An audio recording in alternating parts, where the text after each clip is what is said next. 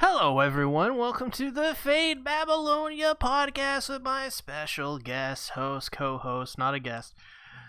Introduce yourself. Hey guys, I'm Mollis, once again here. Yes. Yes. It's Malice. Also known as my hetero life mate. I don't know anything about that. Yeah, you do. Fate Go, Episode 5, Gilgamesh's Journey. Gilgamesh takes a day off, but Enkidu ruins it with his BS. Also, I want Gilgamesh to be my girlfriend, that's all. Yeah, I was kinda surprised about this one, considering I know Gilgamesh only from Zero and Unlimited Blade Works. Yes. And he's kind of a douche there. And in this one, he's totally chill. This episode should just be called, Hey, Gilgamesh isn't bad after all. Astro's popping up. Why is Astro in here? He says, wait, hey, now Astro. this is in the podcast. But, yeah, no, this episode is like, forget everything you knew about Gilgamesh. Because apparently he's kind of nice, even though in the first 2 episodes, they were like, man, that Gilgamesh, he'll, end your life for, no reason. Yeah, and then we see this episode when he's playing with the kids and just strolling around the town and having fun. Yeah, very, very strange to see Gilgamesh, because I just want him to start laughing and just call everybody a mongrel. He hasn't said mongrel one time. Yeah. By the way, just a quick one. You have a really long time around the text bubbles. Yeah. Yep. Makes sense. But why am I quiet? I don't understand. What do you want from me? Are you? It's just my mic. Not really. If you're wearing a headset, you should be fine.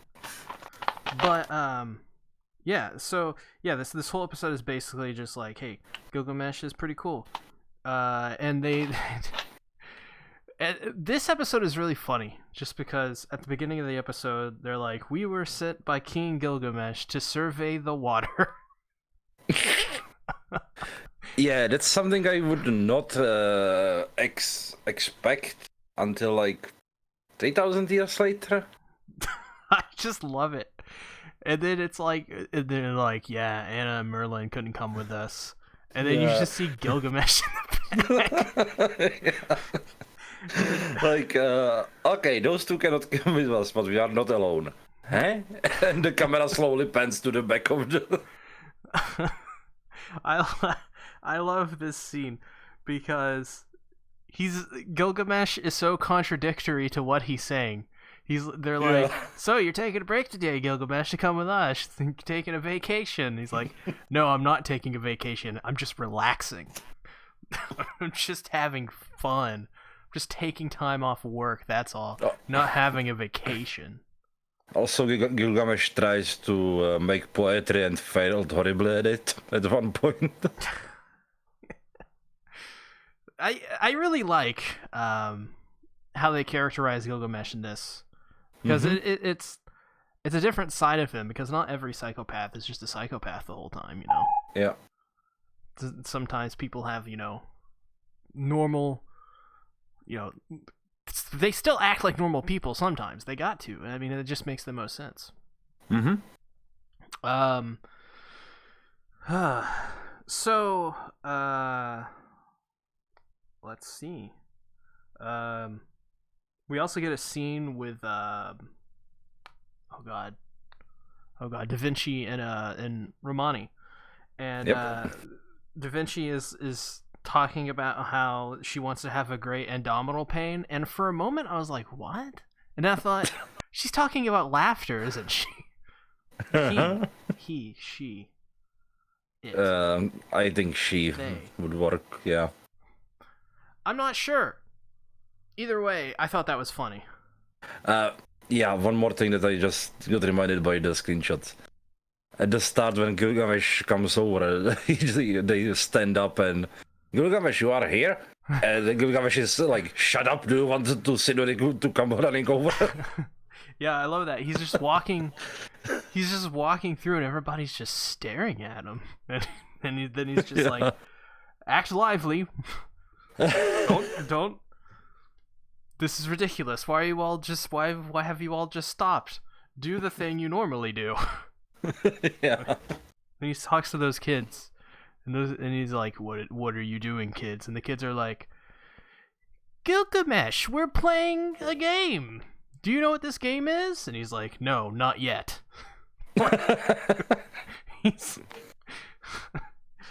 Oh, God.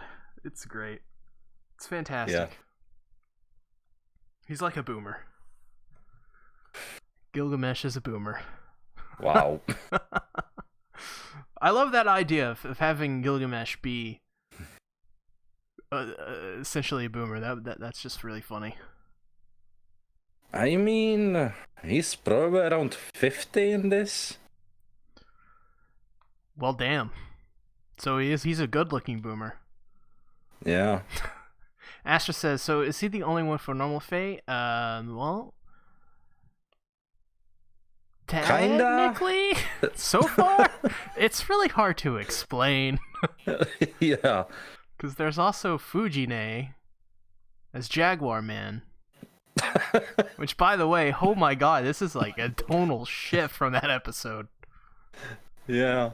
And it's a lot. It's a lot different, but I don't mind it. Like, it's not jarring, not. You know, this like feels.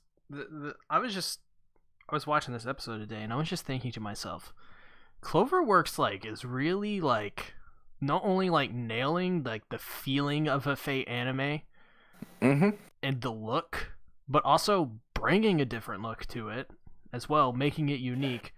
And with their animation, it's different, but it still looks like Fate. It's all the bright colors. It just looks really, really good, and I'm very glad they got this, because as a person who watched Bunny Girl Senpai, you almost don't even know it's the same studio.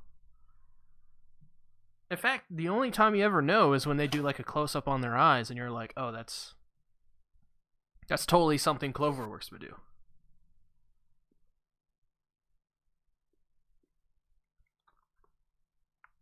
Pregnant pause. All right. Well, so I also actually, as I'm collecting my thoughts, I like how Gilgamesh leaves his assistant behind, and she's left to do all the paperwork. Or, well, the paperwork. It's more of stone tablet works. I thought that was really funny, just because, Gilgamesh is this, he's a king. He has a lot of duties he has to do. And for him to just, leave all of that behind for her, for the day, or whatever it is. I don't know, I just thought that was really funny. It just added a nice little bit of comedy. Which also,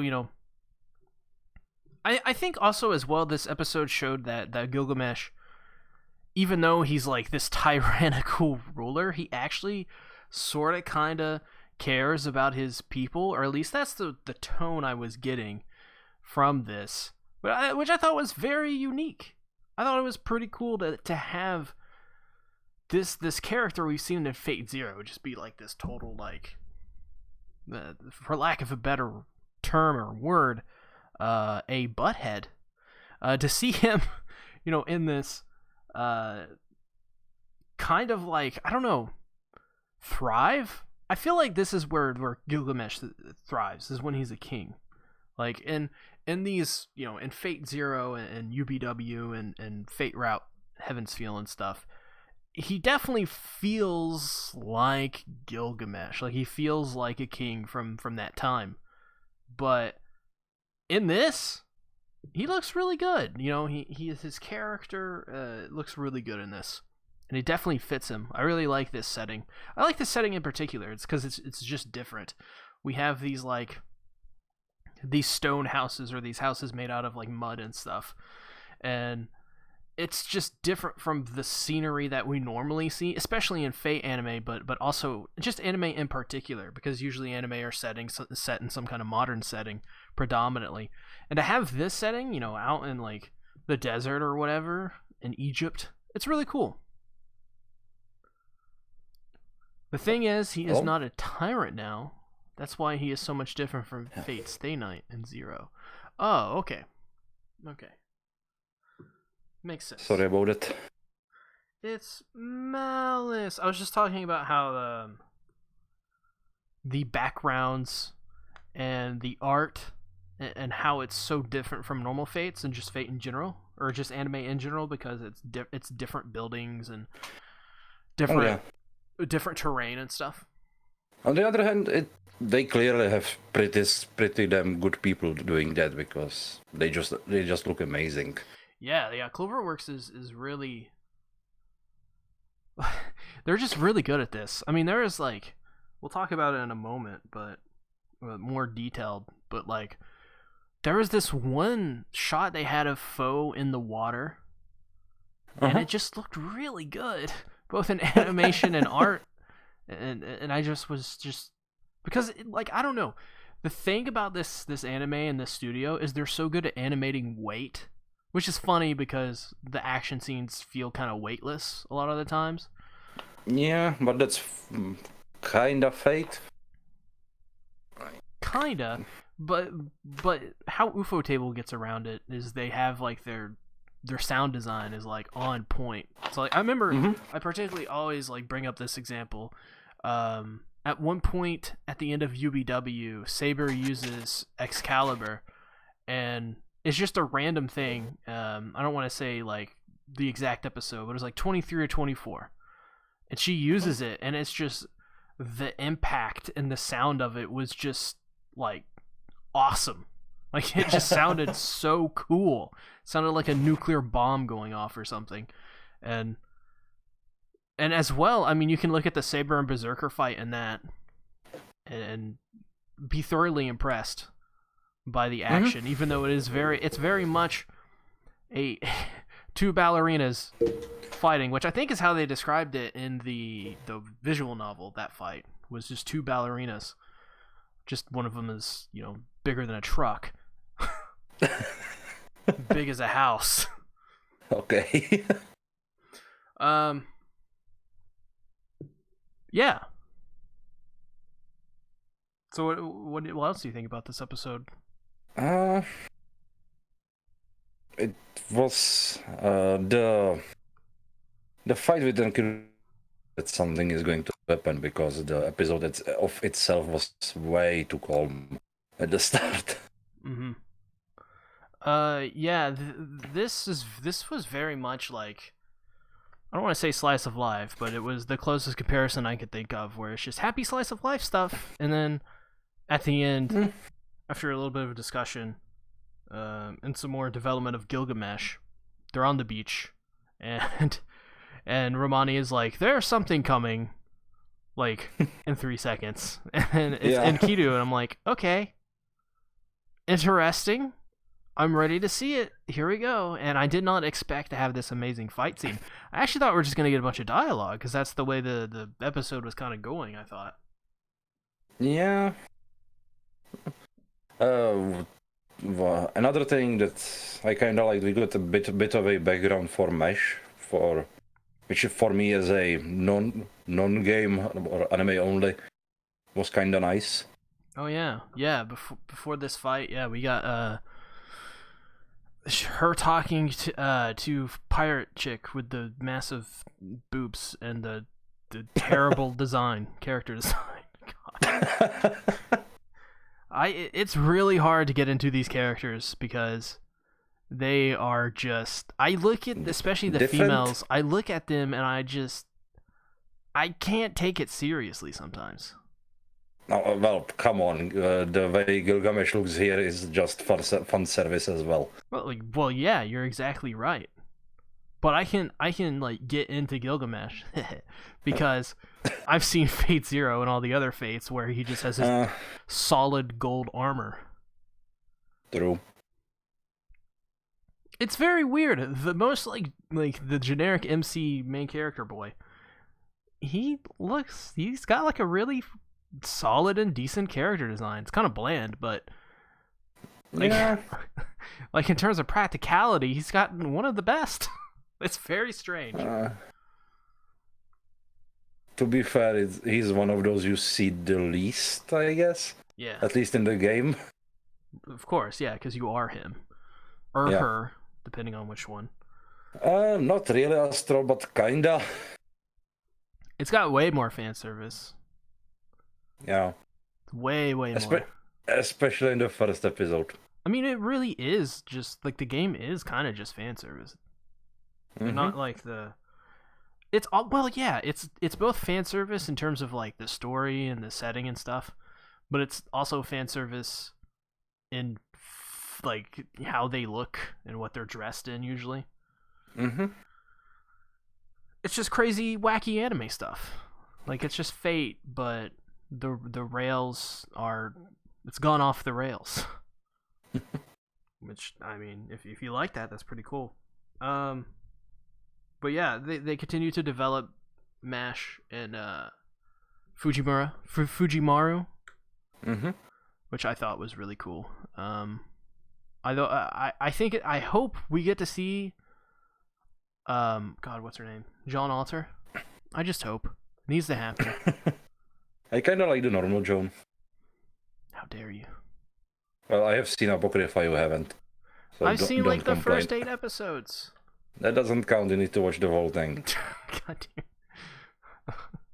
damn. Well, yeah, Astro. It's not like DXD levels of fan service. It's just like kind of your generic like anime fan service stuff. Mm-hmm. There's also like a couple nice moments in this in terms of the score, which I really like. There was a nice a nice soft piano playing when they go to when Gilgamesh goes to talk to those people in a light tower, I believe. Mm-hmm. That was really nice. Although when they started talking and then the soft piano was playing, that didn't really fit to me. But at the same time, I'm not sure what they would be able to transition into from that, so it was probably better to just stick with that. Mm-hmm.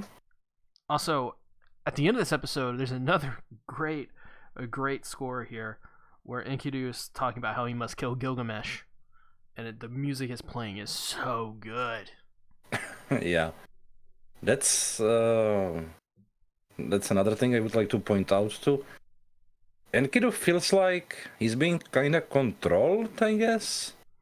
Somewhat. He arrives and he talks about how but like it's not Enkidu, it's like he's changed owners. Yeah, but it's kind of odd, and I'm really interested what more will we see from his character development, because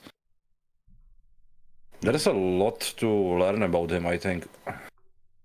Yeah, I feel like we don't have the full story on this character yet. And so I actually am pretty excited to see where his character goes. Because initially, I don't think I thought too much of him. But after this episode, I'm really, really interested in his character and his story. Yeah. Which is definitely a big improvement.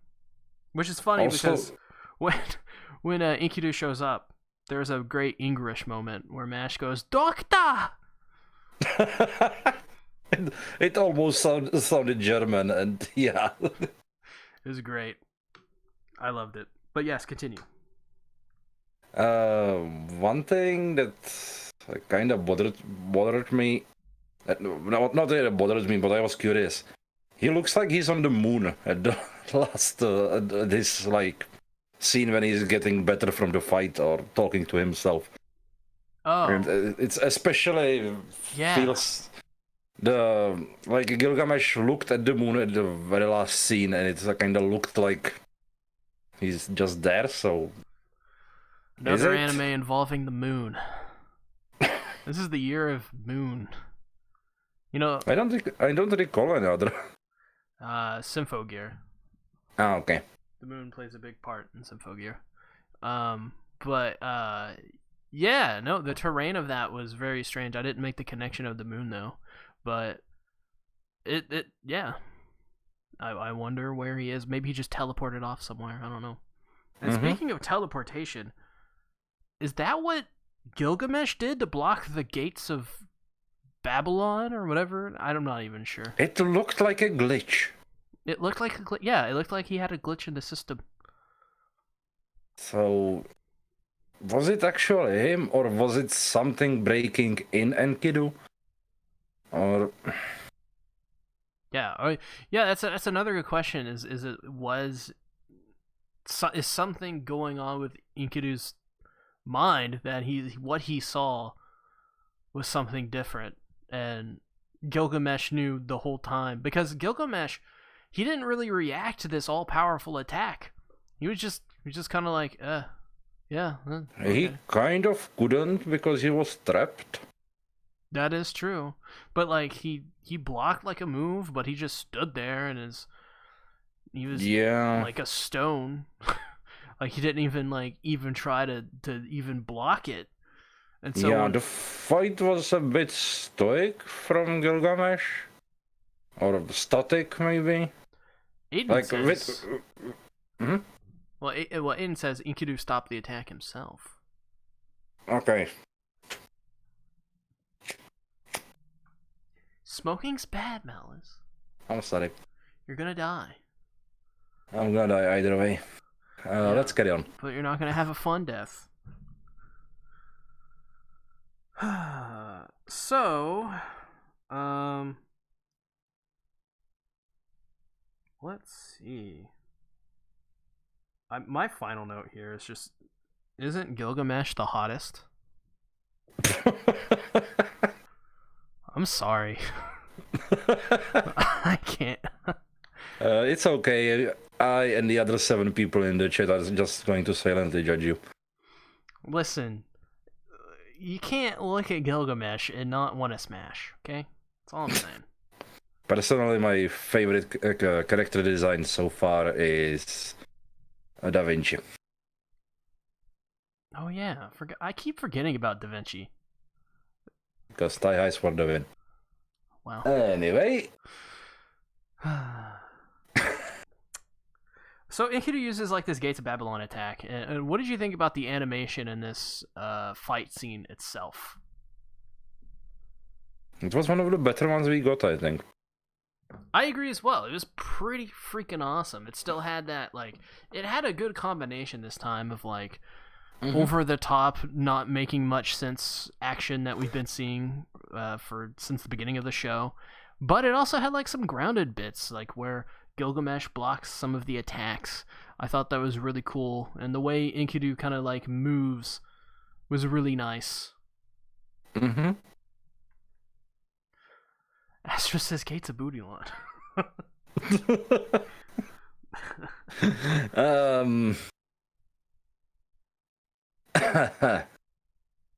Well.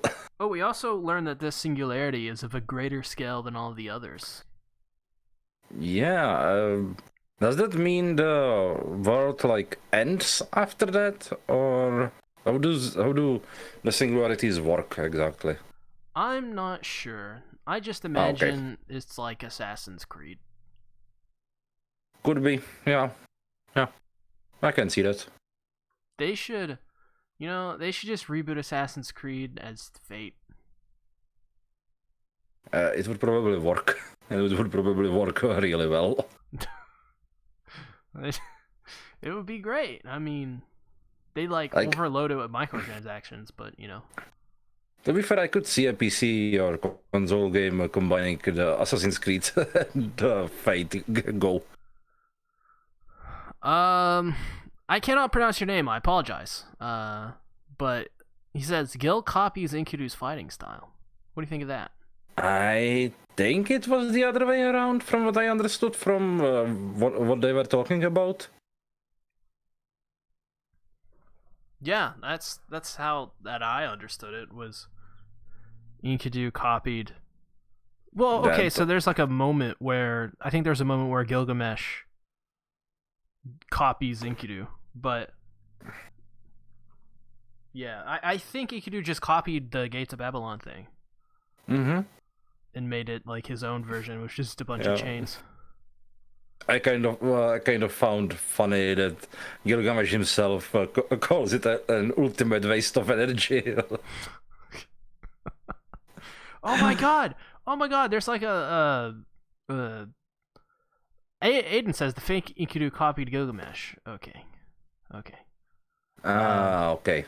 Yeah, that makes more sense. So, there's this when Enkidu shows up and throws the chains at Mash. Mash gets cut on the arm, and then the next thing we see of her arm's fine, but she's holding on to it like there's something wrong. Yeah, that's kind of. Speaking of Mash, I do not like her facial expressions in this. It's always just like 3. It's just senpai face, and then it's just like normal anime girl who you have to protect face, and then just a different version of that. Yeah. She needs a bit more development and in both like animation and character because she's kind of bland. I think Ritsuka is way more better than her. Like, but not like I say way better, but really not by much. Like even our command center duo has better like expressions and development, I think. Yeah, which is really unfortunate because I even watched First Order and I think it so far, and granted this is just the first 5 episodes, so but as of right now, taking into account all we've seen, the Grand Order or First Order has, I think, way better character development for MASH. And even episode 0 has a lot way better. Yeah, that might be because it's like this is like arc 6 or something, and we don't know what happens before. That could be it. The development might be somewhere in there. It just didn't get into. Yeah, someone says MASH gets most of her development in Camelot and Next Singularity after this, so we have to watch the ones about the Round Table and the Sabasons. All the sabers. Yeah, very unfortunate because I think these characters, I think this anime would, not that it's not catching on, but I think it would catch on a lot better and have this beginning stuff work a lot better if we just knew more about just one of them. Honestly, just one of them. Yeah. Just really unfortunate. It's definitely the one noticing it's a flaw that goes above like nitpicking sorta so far. Yeah, it's kind of jarring. It's just weird. It's just really weird when Mash and Ritsuka are talking to Gilgamesh. It feels like Gilgamesh is talking to a bunch of randoms.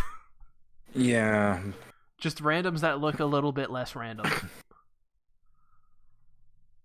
Which is a shame. I know this might sound a bit weird, but so far I'm more interested in Foe than in Mesh. Yeah, I'm like, who's what is this Foe thing? Yeah.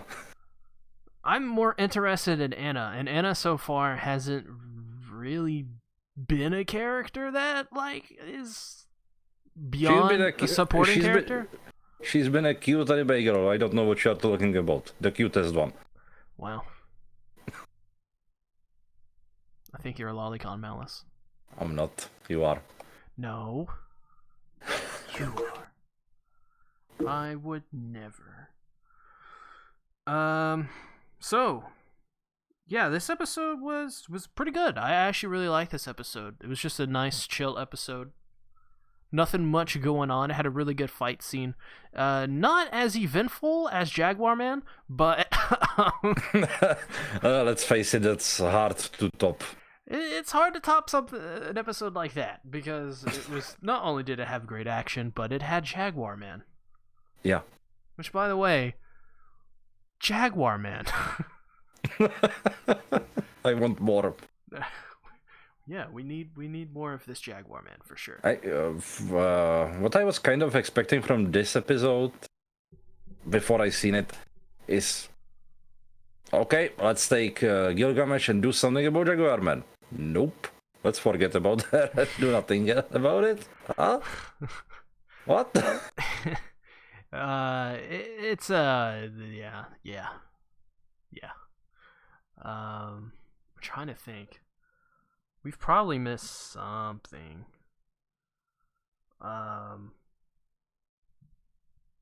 Yeah, why isn't Gilgamesh my girlfriend? There we go. I think we missed that. We haven't touched upon that yet. Can someone explain that to me? Because you are not deserving, come on, girl. Wow. You're not Gilgamesh. You can't call me that. Only Gilgamesh can call me that. It's my girlfriend. Bitch. So I guess, yeah, final thoughts? Anything you want to say? There's not much else to say. Yep. At least from me. So, with that being said, Malice, where can they find you? On your Discord. Oh, yeah. Link in the description. That's true. Link in the description. It's on the screen right now. Type it in on that Discord thing. Join the Discord server, because we'll be talking about lots of Fate stuff in there sometimes. I think, like, every now and again, every week, I post lots of Fate Grand Order art in there, or just Fate art in general when I see it. Because usually Fate has good art for some reason. Don't ask me. I don't know how that works. Fate also has great fan art. That's also true. It also has Seiba-san. So, yeah, join the Discord server if you haven't already, because you definitely should. Tons of people in there. It's very lively. But not so lively. It overwhelms you. And Astro's right. It has a Fate chat, because Astro's in that server. So is Malice. Because Malice is there. And I'm there, because I'm the one who owns the server. So, yeah, join the server. Also, as well, I have a main channel where I'm talking about tons of anime. I just released a video today talking about Aniplex's price gouging. Definitely should check that out because it's kind of relevant to, you know, because this is an Aniplex property. So, yeah, and I'll be talking about JoJo. Lots of other series as well. Very soon. Soon. So, with that being said, thanks everybody for watching. We'll see y'all next week. Bye-bye. Yeah.